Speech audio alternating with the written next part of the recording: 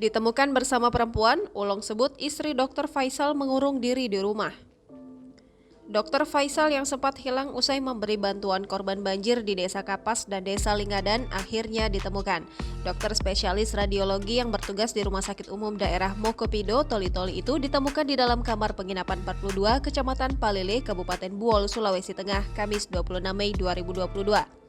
Saat ditemukan di penginapan, Dr. Faisal tidak sendiri. Ia ditemukan bersama seorang perempuan. Mendengar kabar bahwa Dr. Faisal ditemukan, pihak keluarga mengaku senang tetapi juga kaget. Kabar ditemukannya Dr. Faisal sudah sampai pula ke telinga Cece, istri Dr. Faisal. Namun, Ulong mengatakan istri Dr. Faisal lebih banyak mengurung diri di rumah. Ulong mengaku tak mengenal perempuan yang ditemukan bersama Dr. Faisal. Selama ini, ia melihat Dr. Faisal adalah sosok yang religius. Sebelumnya, Dr. Faisal dilaporkan hilang secara misterius usai memberi bantuan kepada korban banjir di Desa Kapas dan Desa Lingadan pada 6 Mei 2022.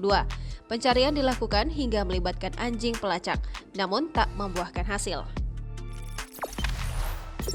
Jangan lupa subscribe, share, komen, dan like ya!